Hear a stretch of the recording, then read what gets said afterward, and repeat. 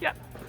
Hello, my name is Rodolfo. I'm a third year PhD bioengineering student, and today I'll be walking you through the night lab so you can get a good sense of what type of work happens in this lab.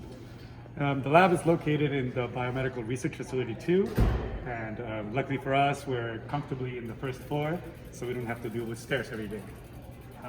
And our lab specializes in microbiome research, but we employ a variety of ultra-high throughput sequencing methods to generate data for hundreds of samples in a really time and cost-efficient manner. Follow me.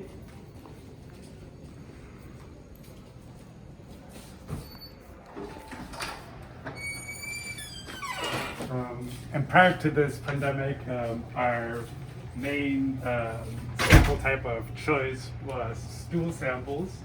And nowadays, we run the wastewater monitoring program at UCSD that provides surveillance for SARS-CoV-2 across campus. Every day we get a team of staff members throughout campus deliver us bottles with wastewater samples that we process through high throughput nucleic acid extraction methods, and then we perform qPCR detection for SARS-CoV-2.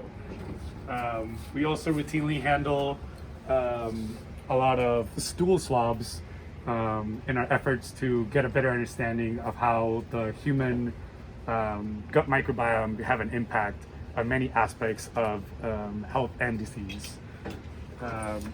We employ a variety of automation devices to help us with our day-to-day jobs. This range from simple pipetting robots to more advanced acoustic droplet ejection devices, which are state-of-the-art and employed in high-throughput screening labs. We also have multiple sequencing devices in-house. We have a MySeq that we routinely use for our amplicon sequencing, and we have an iSeq that we have been employing for normalization of our highly multiplexed assays.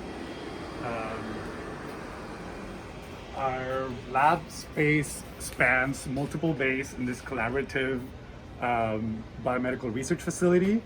As you can see, it has a lot of natural light, which in my opinion has a big impact in our performances, because nobody likes to be in a really dark space. We have a lot of space that houses some of our automation instruments. They allow us to process hundreds of samples with very high precision and with good robustness in the precision and accuracy of all of our liquid handling.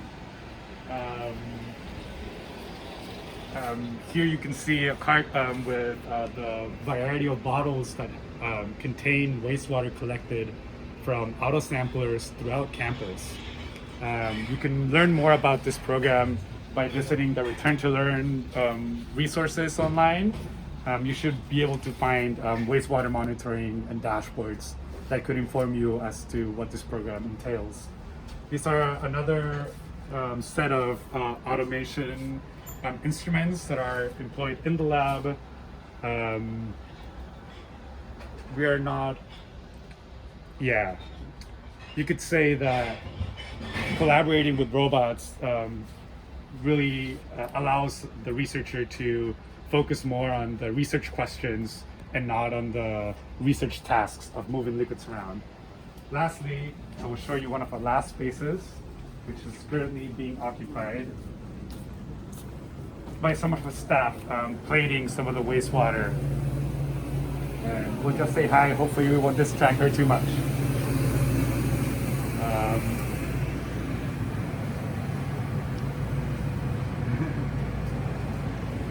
And the lab has a variety of graduate students that range not only from the bioengineering department, but also from the bioinformatics or the biology department.